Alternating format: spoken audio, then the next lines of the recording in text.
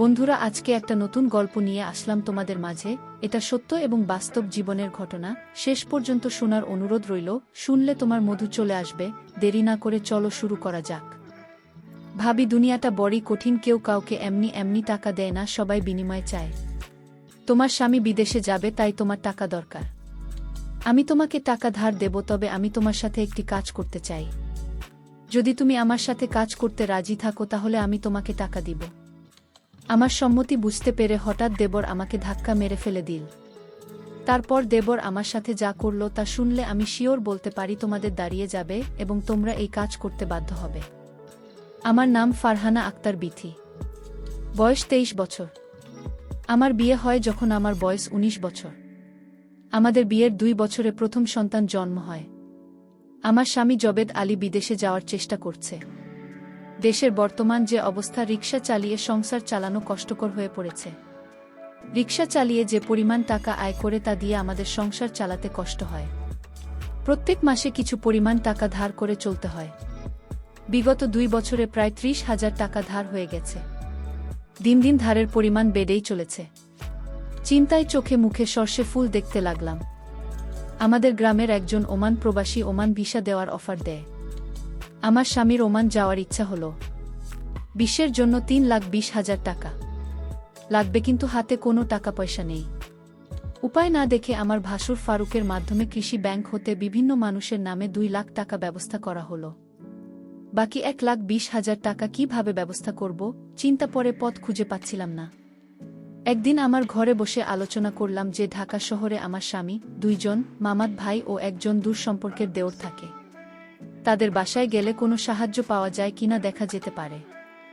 যেই ভাবা সেই কাজ। আমরা দিনক্ষণ ঠিক করে প্রথমে আমার দেবরের কেরানীগঞ্জের বাসায় গিয়ে উঠলাম। আমার দেবর অবিবাহিত ছিল, সরকারি ভালো চাকরি করে ভালো বেতন পায়। বেতন ছাড়াও ভালো আউট ইনকাম পায়, তাই টাকার কোনো অভাব নেই বললে চলে। সামনে বিয়ে করার পরিকল্পনা আছে, তাই বড় একটি বাসা নিয়ে থাকে। আমরা সন্ধ্যা 6টায় দেবের বাসায় গিয়ে পৌঁছালাম। আমাদেরকে দেখে দেব খুবই আশ্চর্য হয়ে গেল আর বলল, ভাবি আপনারা কোথায় হতে এলেন, কিভাবে এলেন, কি উদ্দেশ্যে এলেন? একসাথে অনেকগুলো প্রশ্ন করে আমাদেরকে বাসায় অভ্যর্থনা জানান। আমরা বাসায় ঢুকলাম, হাত মুখ ধুয়ে ফ্রেশ হলাম। দেব আমাদের বাড়ির সবার কথা জানতে চাইল। আমাদের ও তাদের বাড়ির সবার কথা তাকে জানালাম। আমরা যাওয়ার কিছুক্ষণের মধ্যে কাজের মহিলার সাথে আমাদের সকলের জন্য রাতের রান্না করার আদেশ দিল। আমাদের উদ্দেশ্যের কথা এখনই বললাম না। রাতে খাওয়া দাওয়া শেষ করে বলল, প্ল্যান করেছি। সন্ধ্যার সামান্য পরে আমার স্বামী বলল, আমি একটু আমার মামাতো ভাইয়ের বাসা থেকে ঘুরে আসি। তারপর রাতে একসাথে খাওয়া দাওয়া শেষ করে কথা বলবো। দেবের বলল, রাতে ঠিক চলে আসবেন তো ভাইয়া? আমার স্বামী বলল, হ্যাঁ আসব। দেবর বলল, তাহলে যান। আর শুনেন, যদি রাতে আপনি না আসেন আমি কিন্তু ভাবি কি আস্ত রাখব না বলে দিলাম। 3 জনেই আমরা ওঠা হাসিতে ভেঙে পড়লাম। আমার স্বামী চলে গেল। আমি আমার শিশু বাচ্চাকে খাওয়ালাম এবং তাকে ঘুম পাড়িয়ে দিলাম। আমরা দেবর ভাবি সোফায় বসে টিভি দেখছিলাম। আমার দেশের নানা কথাতেই মশগুল হয়ে গেলাম। কথার মাঝে আমাদের উদ্দেশ্যের কথা বললাম। তোমার ভাই বিদেশে যেতে চায়, কিন্তু টাকার খুব অভাব। মোটামুটি 2 লাখ টাকা জোগাড় করেছি। আরও 1,20,000 টাকা দরকার, তুমি দিতে পারবে ভাই? তাহলে আমাদের অনেক উপকার হবে। আমি কথাটা দেবরকে বললাম। আমার কথা শুনে বলল, এত টাকা আমি একসাথে কখনো দেখি নাই বলে হঠাৎ দুষ্টুমির ছলে সোফায় কাত হয়ে পড়ে গেল। অভিনয় করার দরকার নেই বলে আমি তাকে টেনে তুলতে গেলাম। অমনি সে আমাকে 2 হাত ধরে আমার হামি শুরু করল। আমি এই দুষ্ট বলে তার কাঁধে থাপ্পড় দিতে লাগলাম, কিন্তু কিছুতেই ছাড়ার পাত্র নয়। আমি বারবার তাকে সতর্ক করে বলতে লাগলাম, দেখো ভাই, এখনই তোমার ভাই দরজায় কড়া নাড়বে, তখন ভারী বিপদ হয়ে যাবে। কিন্তু আমার কোনো কথা শুনল না। তার এমন পাগলামি দেখে আমি বললাম, তোমার ভাই যদি না আসে তাহলে আমি কথা দিলাম তোমাকে বাধা দেব না, কিন্তু তোমার ভাইয়ের সামনে আমাকে বিপদে ফেল না। আমার কথা শুনে সে বলল, ভাইয়া না আসলে তো হবেই, কিন্তু এখন একবার। ভাবি, তুমি রাগ করো না প্লিজ। তখন আমি নিরুপায় হয়ে তার সাথে রাজি না হয়ে পারলাম না। তারপর আমরা রাতের খাবার খেয়ে নিলাম। আমার স্বামী ছবি দালি সেদিন রাতে আর বাসায় আসলো না। তার জন্য অপেক্ষা করতে করতে আমরা শুয়ে পড়লাম। সেদিন রাতে আমি একটু ঘুমাতে পারলাম না। সকালে গোসল সেরে আমরা স্বাভাবিকভাবে নাস্তা সেরে নিলাম। আমার স্বামী ছবি ডালি বাসায় আসলো 9টায়, তাকে নাচতে দিলাম। আমরা চলে যাবার চিন্তা করলাম। তার আগে আবার একবার দেবরকে টাকার কথা বললাম। দেব বলল, টাকা জোগাড় করতে আমার সপ্তাহখানেক সময় লাগবে। কখন টাকা লাগবে তোমাদের? আমি বললাম, আগামী 1 সপ্তাহের মধ্যে হলে আমাদের হবে। আমার স্বামীর দিকে লক্ষ্য করে বলল, তাহলে আগামী রবিবার তুমি আবার এসো। আমি মিনিমাম 1 লাখ টাকা দিতে পারব, বাকি 20,000 টাকা তুমি অন্য কোথাও সংগ্রহ করতে পারে কিনা দেখো। আমার স্বামী কি যেন চিন্তা করে বলল, তাহলে আমি তোর ভাবিকে রেখে যাই।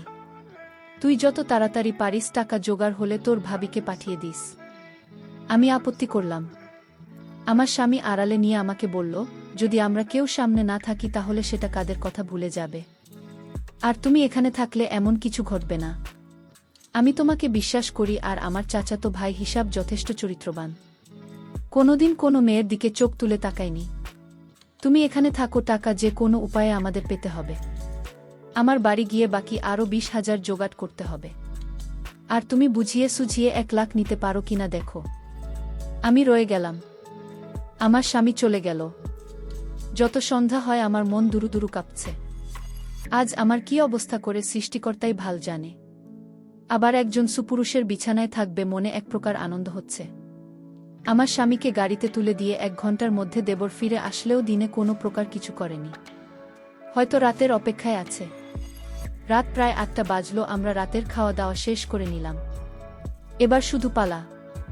আমি আমার সন্তানকে খাওয়াতে ঘুম পাড়িয়ে নিলাম। আমি জানি আমি যেখানে ঘুমাই না কেন সে আমার সাথে ঘুমাবে, হয়তো বা তার ঘরে নিয়ে আসবে। তাই আমি সরাসরি তার ঘরে গিয়ে শুনলাম দেবর এসে টিভি অন করে সোফায় আরাম করে বসে আমায় ডাকল, বিথি ভাবি সোফায় আসব। আমি কোনো জবাব না দিয়ে ডান কাতে শুয়ে রইলাম। আমি মনে মনে ভাবছিলাম সে কোলে করে তুলে নিয়ে তার পাশে বসিয়ে নিক। ও কয়েকবার আমাকে ডেকে সাড়া না পাওয়ায় সোফা হতে উঠে আসলো আর আমাকে ভাবি ভাবি বলে ডাকতে লাগল। আমি সাদা না দিয়ে পারলাম না। আমি বললাম, এখন অনেক রাত হয়েছে, ঘুমিয়ে পড়। তারপর সে বিছানায় গিয়ে শুয়ে পড়ল। কিছুক্ষণ ঘুমানোর পর আমার কেন জানি ঘুম ভেঙে গেল। আমার ঘুম ভাঙার পর আমি দেখতে পারলাম আমার সব কিছু কেমন যেন এলোমেলো হয়ে আছে। মনে হচ্ছে অনেক বড় কিছু হয়ে গেছে আমার সাথে। বুঝতে আর বাকি রইল না ঘুমের মধ্যে কি ঘটনা ঘটে গেছে। মনে মনে ভাবলাম এখানে আর থাকব না, চলে যাব। কিন্তু আবার ভাবলাম এখন চলে গেল স্বামীর বিদেশ যাওয়ার টাকা জোগাড় হবে কিভাবে, তাই আমার যত কষ্টই হোক না কেন আমাকে সব কষ্ট সহ্য করতে হবে। এসব কথা ভাবতে ভাবতে সকাল 9টা বেজে গেল। সকাল সকাল গোসল শেষ, আমরা নাস্তা খেলাম। সকাল 8টায় আমাকে একটা মোবাইল টেলিফোন দিয়ে বলল অফিস হতে আমি যোগাযোগ করতে পারি। তাই এটা দিলাম বলে অফিসে চলে গেল। আমি একা তার পথ চেয়ে বসে রইলাম। অফিসে চলে যাওয়ার পর আমি সম্পূর্ণ একা বসে বসে টিভি দেখছিলাম। হঠাৎ কে যেন দরজায় কড়া নাড়ল। দরজার পাশে গিয়ে জিজ্ঞেস করলাম কে। বাহির হতে জবাব এল, আমি কাজের বুয়া। আমি দরজা খুলে দিলাম। কাজের বুয়া রান্নাবান্না সব শেষ করে আমার কাছ থেকে বিদায় নিয়ে চলে গেল। আমি আবার টিভি দেখার মগ্ন হলাম। বেলা প্রায় 12টা বাজল। আমি গোসল করার জন্য প্রস্তুতি নিলাম। এমন সময় মোবাইলটা বেজে উঠল। দৌড়ে গিয়ে রিসিভ করলাম। ও পাশ হতে আমার মিষ্টি দেবর বলতে লাগল, ভাবি আমি একজন লোকের মাধ্যমে 5,000 টাকা পাঠাচ্ছি। লোকটা আমার খুব, আপনি একটু ভালো করে মেহমানদারি করবেন, সে যেন আমার কাছে তোমার দুর্নাম না করে। চা নাস্তা যা চায় তা দিবেন, কোনো কার্পণ্য করবেন না, বুঝলেন? আর টাকাগুলো আপনার জন্য। যদি আপনাকেও চায় তাহলেও ফেরাবেন না, বলে হা হা করে হেসে উঠল। আমি যা দুষ্ট বলে টেলিফোন রেখে দিলাম। আমি আবার টিভি দেখার জন্য সোফায় বসলাম। টিভিতে একটা ইংলিশ সিনেমা চলছে। এমন সময় দরজায় কড়া নাড়ার শব্দ হলো। আমি দরজা খুলে দিলাম। দরজা খুলে আমি ভয়ে চুপসে গেলাম। এ কি দেখছি! সম্পূর্ণ এক নিগ্রো মানুষ বসে বসে, কালো রং, প্রায় 6 ফুট লম্বা এবং মোটা আকারের লোক, দেখতে দৈত্যের মতো, হাতের আঙুলগুলো যেন আমাদের বাঙালিদের হাতের বাহুর মতো, যেমন লম্বা তেমনি সুন্দর। লোকটি বাংলায় বলল, আসতে পারি ভাবি? আমি হেসে বললাম, হ্যাঁ আসুন। লোকটি সরাসরি সোফায় গিয়ে বসে। সামনে এক অপরিচিত লোকের উপস্থিতি আমার একেবারে মনে ছিল না। আমি চা নাস্তা তৈরি করে লোকটিকে দিলাম। সে আমাকে দেখে মুচকি মুচকি হাসছে আর আমার দিকে কেমন করে চেয়ে রইল। তারপর সেই নিগ্রো লোকটি আমাকে বলল, ভাবি যদি কিছু মনে না করেন আসুন আমরা একটু গল্প করি। আমি বললাম ঠিক আছে ভাই। আসলে আমারও তার সাথে গল্প করতে ভালোই লাগছিল। এই লোকটা যদি আমার স্বামী হতো অথবা এই লোকটাকে যদি যেভাবে হোক প্রতিদিন পেতাম অথবা দুদিন পর পর পেতাম অথবা সপ্তাহে একবার পেতাম কতই না মজা হতো। আসলে এই নিগ্রো লোকটিকে দেখে আমার মাথায় শয়তানের কাজ করছিল। ওই হালার কি শক্তি আছে আজকে আমি দেখতে চাই। আমি দেখতে চাই তারা কেমন পারে। আর তাছাড়া আমার স্বামী এটা একেবারেই দুর্বল। তাই তাকে দেখে আমার অনেক ইচ্ছে হলো। আবেগের মোহে পড়ে গেছিলাম তার সাথে। বাবারে বাবা, এত ভয়ঙ্কর তারা! আমি কোনো রকমে আমার জান নিয়ে ফিরছিলাম।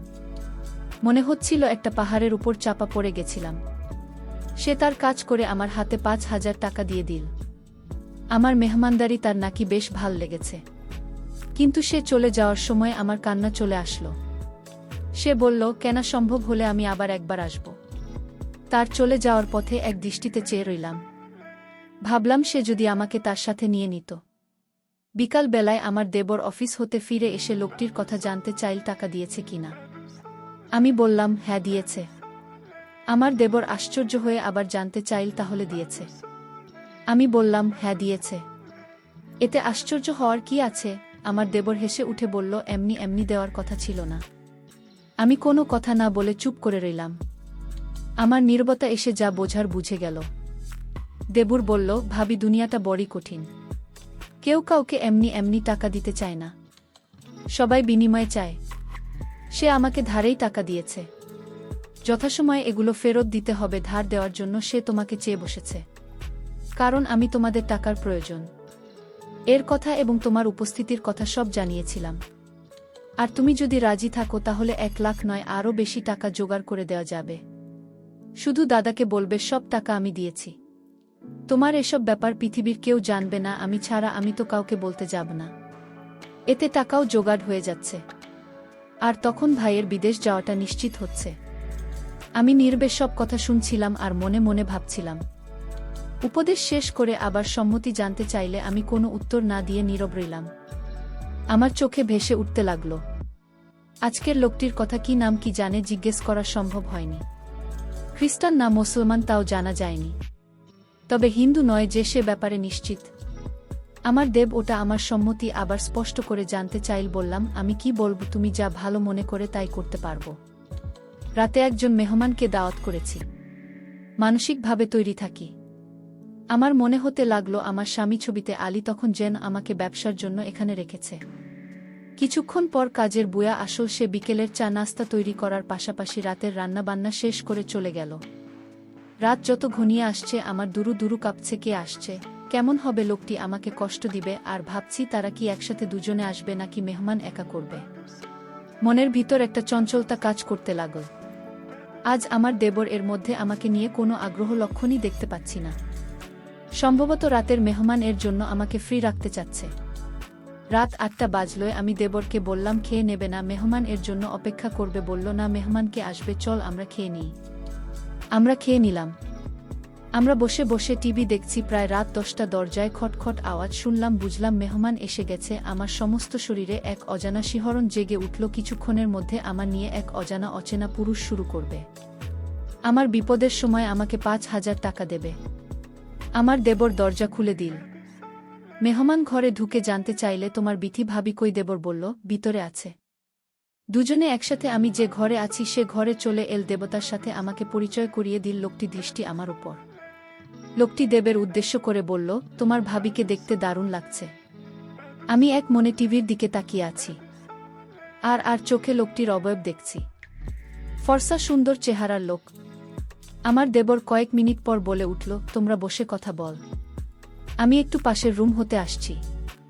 সে আসবে না, আমি জানি। সেটা বলে লোকটির কাছে আমাকে হাওড়া করে দিয়ে গেল। লোকটিও সেটা বুঝেছে। দেবের হওয়ার সাথে সাথে লোকটি আমাকে অনেকক্ষণ পর আমার হাতে 5,000 টাকার বান্ডিল দিয়ে পাশের রুমে গিয়ে ঘুমান।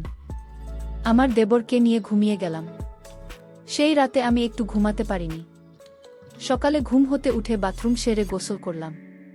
তারপর দুজনে চা নাস্তা খেলাম। আমার দেবর সকাল 8টায় অফিসে রওনা হয়ে গেল।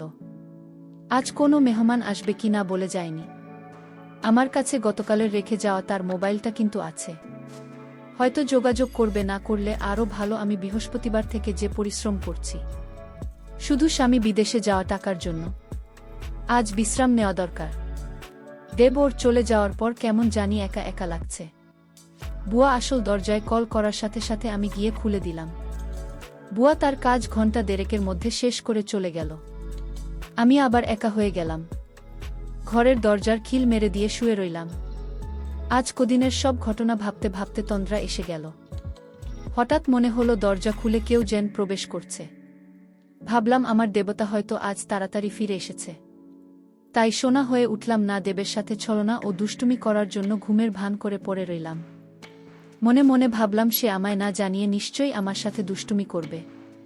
দেব ওর ঘরে ঢুকে দরজা বন্ধ করে দিল। আস্তে এক পা দুপা করে আমার ঘরে প্রবেশ করল।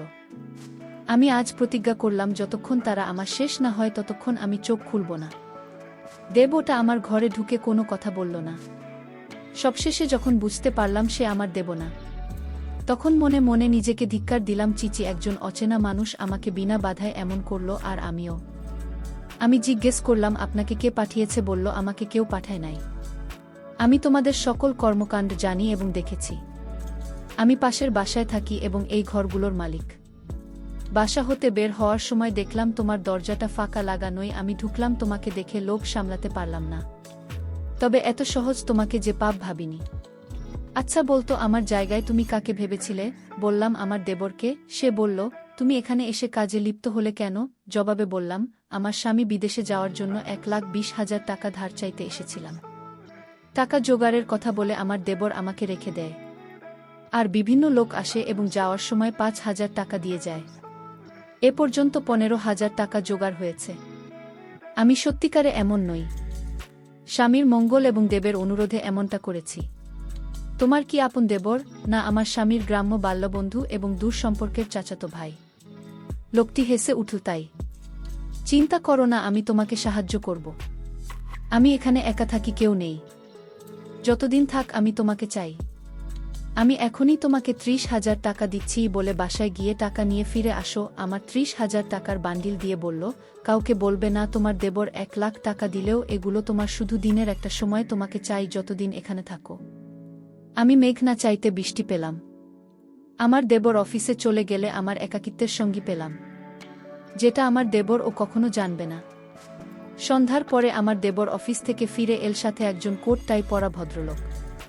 দরজায় নক করতে আমি দরজা খুলে দিলাম। সাথে রেহমানের চোকাচোকি হলো। আমি কোনো প্রকার সম্ভাষণ না করে দরজা হতে ফিরে এলাম। লোকটি মৃদু স্বরে জিজ্ঞেস করল, এটা নাকি তোমার ভাবি? যে বলল, হ্যাঁ। তারা আমার পাশের রুমে ঢুকল। আমার দেবর তাকে বসিয়ে আমার রুমে আসল। আমি কিছু জানতে চাওয়ার আগে সে বলতে লাগলো, বুঝতে ভাবি দুনিয়াটা খারাপ হয়ে গেছে। কেউ কাউকে সাহায্য করতে চায় না। সবাই চায় সাহায্যের বিনিময়ে কিছু পেতে। আমি পড়েছি মহা বিপদে। তোমাদের টাকা জোগাড় করতে তোমাকে ভিন্ন পথে ব্যবহার করতে হচ্ছে। বাধ্য হয়ে আজ আবার একজনকে নিয়ে আসতে হলো। আমি কোনো উত্তর দিলাম না। সে একটু থেমে আবার বলতে লাগল, মেহমানের নাম মিস্টার এলেন, বাংলাদেশে এসেছে বেড়াতে। গ্রাম্য শাড়ি পরালো নাকি তার খুব পছন্দ। আমার সাথে পরিচয় 6 মাস পর্যন্ত। আজ দেখা হতে তোমার সমস্যার কথা বলতে আসার আগ্রহ দেখালে নিয়ে আসলাম। আমি শুধু বললাম, মেহমানকে কি খাবে? বলল, সে বিষয়ে তুমি চিন্তা করো না। আমি হোটেল থেকে নিয়ে আসব, তুমি খেয়ে নাও। আমরা দুজনে একসাথে খাবো। সে কাপড় বদলে পাশের রুমে চলে গেল। সে ফাঁকে আমি খেয়ে নিলাম। রাত 8:30 গেল। দেব ও রেললাইনের জন্য খাবার আনতে বের হলো। সে বের হবার সাথে সাথে লোকটি ঘরে প্রবেশ করল। সরাসরি আমার পাশে সোফায় বসে গেল। আমি একটু লজ্জাবনতভাবে উঠে দাঁড়িয়ে তাকে বসার জন্য অনুরোধ করলাম। সে বসে আমাকে তার পাশে বসতে বলল। আমাদের বাংলাদেশিদের চেয়ে বিদেশিরা অনেক স্মার্ট। ওদের তুলনায় আমার স্বামী কিছুই না। সবশেষে যখন চলে যাবে সে আমাকে 10,000 টাকা হাতে ধরিয়ে দিল। এভাবে আমার 1,20,000 টাকা জোগাড় হয়ে গেলে দেবরকে বললাম, আমি চলে যেতে চাই। দেব না বলল না। তার পরের দিন সকালে আমার বাসে তুলে দিলে আমি বাড়ি চলে এলাম। কয়েকদিন পর আমার স্বামী বিদেশে চলে গেল। এখন আমাদের সংসারে কোনো অভাব নেই। স্বামী মাস থেকে যে পরিমাণ টাকা পাঠায় তাতে আমাদের সংসার চলে। অনেক টাকা বেঁচে যায়।